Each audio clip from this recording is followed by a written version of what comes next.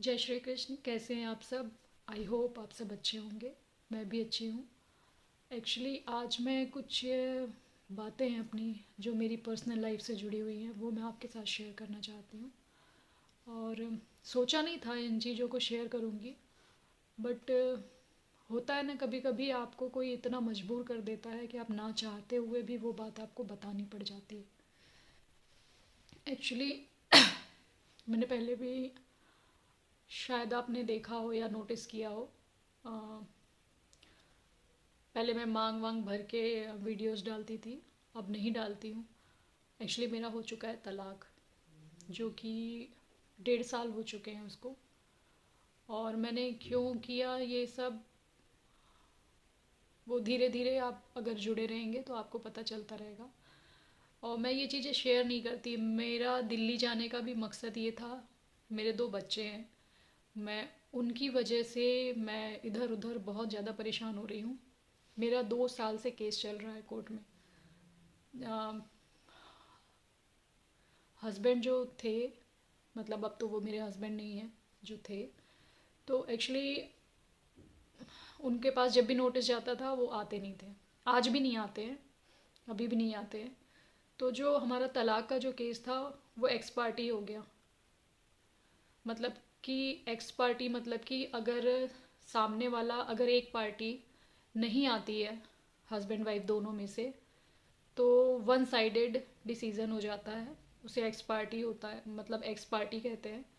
तो मेरा डाइवोर्स का जो केस था वो एक्स पार्टी हो गया था, जिसमें वो नहीं आए। उसके बाद भी अगर कोई नहीं चाहता है, दोनों में से यदि कोई एक नहीं चाहता है कि तलाक हो, तो 6 महीने के अंदर, मतलब 6 मंथ के अंदर ही दोबारा से अप्लाई कर सकता है, मतलब ऑब्जेक्शन कर सकता है कि मैं ये तलाक नहीं देना चाहता।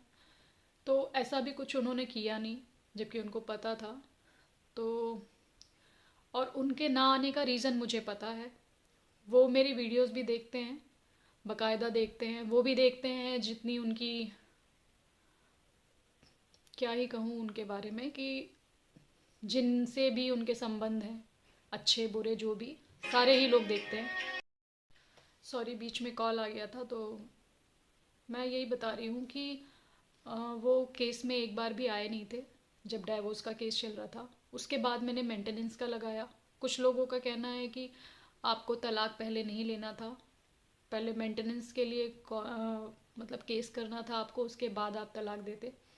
तो मैं सबको बता देना चाहती हूँ कि उस व्यक्ति को तलाक देना मेरे लिए बहुत ज़रूरी था। मेरे लिए सबसे ज़्यादा इम्पॉर्टेंट जो है, वो सबसे पहले मुझे तलाक देना ही था उन्हें।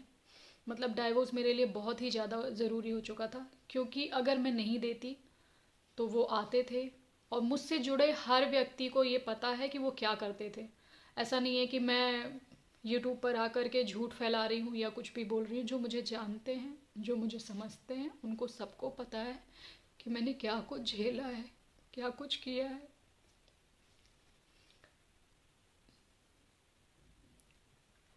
मतलब कभी भी वो बंदा घर पर शांति से नहीं रह के गए हैं, कभी भी नहीं रह के गया है। और मेरी शादी जब से हुई है मैं अपने मम्मी पापा के ही घर पे हूँ। फादर अब नहीं है मेरे। और शुरू से मैं यहीं पर रही हूँ, शादी के बाद भी। एक दो बार मैंने भी सोचा कि मैं जा कर के रहूं, लेकिन उनका रवैया ऐसा था, मुझे बहुत डर लगता था उनके साथ रहने में।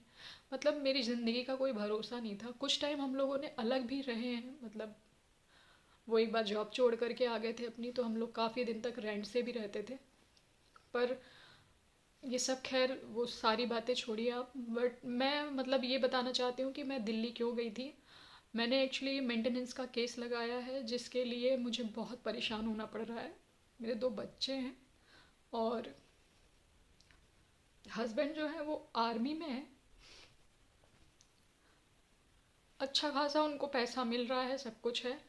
और सबसे बड़ी बात यह है कि डाइवोर्स में लेने के लिए मैं मजबूर हो चुकी थी। मेरी शादी 2008 में हुई थी। मैं मजबूर हो चुकी थी, क्योंकि अगर मैं नहीं करती ऐसा, मैं नहीं जी पाती। और मेरे 2 बच्चे हैं, उनके भविष्य के लिए भी, वो मेरे बच्चे भी उनके साथ नहीं रह सकते। वो ऐसे इंसान ही नहीं है। गलत हरकतें, एक होता है कि पुराने लोग कहते हैं कि हस्बैंड है, धीरे धीरे सुधर जाएंगे, बच्चे होंगे तो सुधर जाएंगे, सब कुछ ठीक हो जाएगा, बट नहीं होता। किसी किसी केस में ऐसा नहीं होता है, मतलब सुधरना ही नहीं है। और सबसे बड़ी बात यह है कि अगर व्यक्ति में एक कमी है, कोई भी परफेक्ट नहीं होता, ये मुझे भी पता है, मैं भी परफेक्ट नहीं हूँ, मुझ में भी बहुत कमियाँ होंगी, बट होता ये है कि कॉम्प्रोमाइज़ करके चलता है इंसान बच्चों के लिए। तो बहुत सी चीज़ें मैं भी करती थी, मैं भी अपनी कई आदतें बदल चुकी थी उनके लिए, पर उस व्यक्ति ने कुछ भी नहीं बदला। और ये सारी चीज़ें उनके अंदर पहले से थी, ऐसा नहीं कि मुझसे शादी करने के बाद हुआ ऐसा कुछ, ऐसा नहीं है, पहले से ही थी।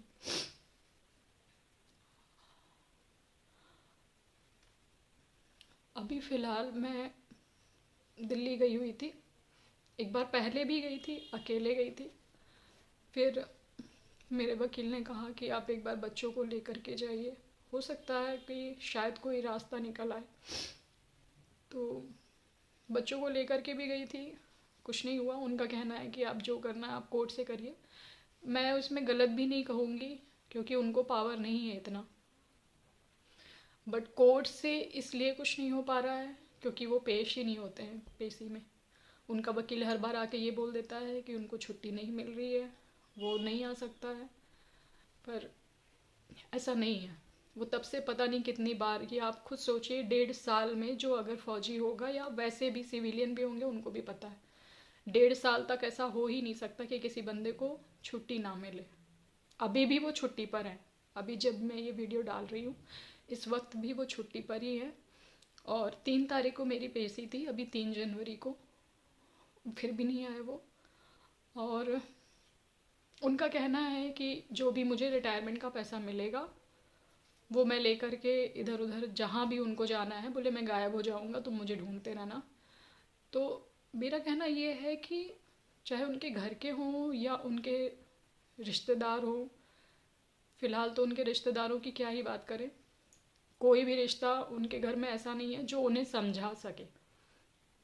इनफैक्ट वो किसी की सुनते नहीं हैं, और जिनकी सुनते भी हैं वो लोग भी उनको गलत ही सिखाते हैं। तो मतलब कोई उसे ये नहीं समझाने वाला है कि इसमें बच्चों की क्या गलती है। मैं उस इंसान के साथ, मैंने 2008 में शादी की थी।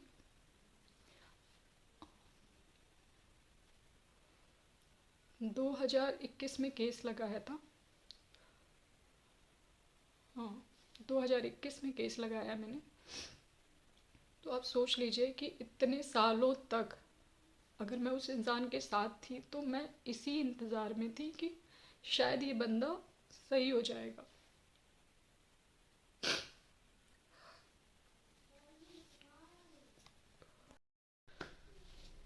2008 से मैं अभी तक उनके साथ इसीलिए थी, मुझे उम्मीद थी कहीं ना कहीं, मैंने पूरी कोशिश भी की। कुछ मेरे रिश्तेदार ये भी कहते हैं कि तुम्हें बहुत पहले छोड़ देना था, क्योंकि उनकी हरकतें जो थी वो स्टार्टिंग में ही समझ में आ गई थी। तो मुझे सब कहते भी थे कि छोड़ दो छोड़ दो, पर अगर मैं छोड़ देती तो उस वक्त भी कुछ लोग कहने वाले थे कि क्यों छोड़ा, बहुत से बिगड़े होते हैं सुधर जाते हैं। मेरे ख्याल से जो 30+ होंगे वो समझ भी रहे होंगे मैं कहना क्या चाह रही हूँ। मतलब बहुत ही कोशिश की मैंने कि ये बंदा सही हो जाए, पर नहीं। हाँ, वो मेरी वीडियोस भी देखते हैं, सारी वीडियो देखते हैं, क्योंकि स्टार्टिंग में मैंने साड़ी ड्रैपिंग की वीडियोस डाली थी तो उस पर उटपटांग कमेंट्स भी किए थे उन्होंने। कुछ वीडियोस मैंने डिलीट भी कर दी, लेकिन मैंने गलती की, मैंने गलत किया जो मैंने वो वीडियो डिलीट किया। बट मैं हर किसी को नहीं बताना चाहती थी, मैं अभी तक नहीं चाहती थी कि मैं ये चीज़ें शेयर करूं। इनफैक्ट मेरा डाइवोर्स हो गया था, उसके बाद भी मैं किसी से नहीं बताती थी कि मेरा डाइवोर्स हो गया है।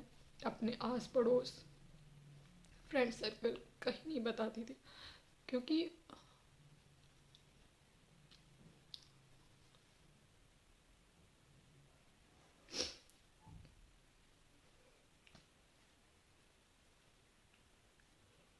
जब किसी को आपकी कमज़ोरी पता चल जाती है, कोई लेडीज़ अगर पिता पति या बिना भाई के है ना, कोई भी लड़की बिना भाई के है, कोई भी बेटी बिना बाप की है, या कोई भी औरत बिना पति के है ना, तो लोग उसे गंदी नज़र से देखते हैं। बस यही सब सोच कर के मैंने ये बात किसी से शेयर नहीं की थी, क्योंकि मुझे कोई शादी तो करनी नहीं है, मैं अपने 2 बच्चे पालने हैं मुझे, और मुझे लाइफ में कुछ करना भी है, ऐसा नहीं है कि कुछ नहीं करना। तो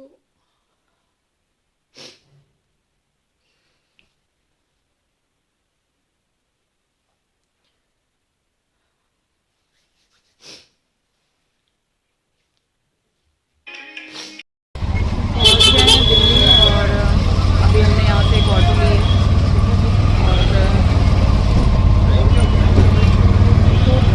जहाँ जाना है वहाँ क्या होता है कैसा होता है वो तो मैं आपसे घर जाके शेयर करूँगी। बहुत ही थक गए हैं। हम लोगों का सफ़र था तो 12 घंटे का, पर फिर भी ट्रेन लेट होते होते होते 24 घंटे हो गए हम लोगों को। हाँ मतलब 1 घंटा कम, 3 बजे से स्टार्ट हुआ था हमारा सफ़र और फिर एंड 2 तो बज ही रहे होंगे ना, 2 बज रहे हैं, तो हो गए हैं पूरा 24 घंटे ही। भूख लगी इन लोगों को भी, देखते हैं। अब यहाँ पे ट्रैफिक भी बहुत रहता है, थोड़ी दूर भी जाने के लिए काफ़ी टाइम तक। देखते हैं कब तक फ्री होते हैं, फिर मैं शाम तक अपडेट देती हूँ। थक गए हैं बच्चे।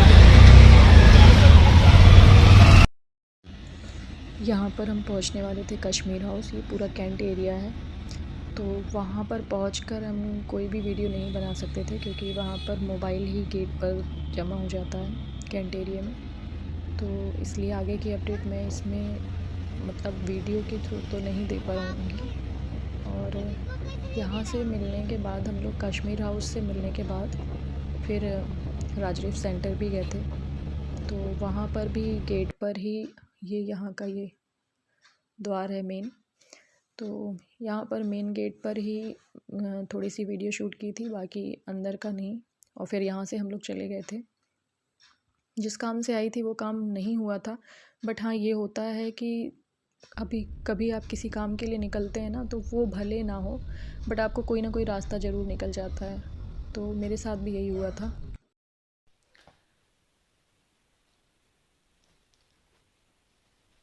मैं बीच बीच में बहुत ज़्यादा इमोशनल हो जाती हूँ। जो मुझे देखते हैं, जो मुझे बचपन से जानते हैं, या जो मेरे फ्रेंड्स हैं ना, जिन तक भी ये वीडियो पहुँचेगी, वो मुझे बहुत अच्छे से समझते हैं। मैं शुरू से मैं ना ज़्यादा किसी से बात करती हूँ, और अपने आप को शो ऑफ भी नहीं करती कि मैं क्या हूँ, किस कंडीशन में हूँ, मेरी परेशानी क्या है। बट ना, मैं अभी मुझे ये नहीं समझ में आता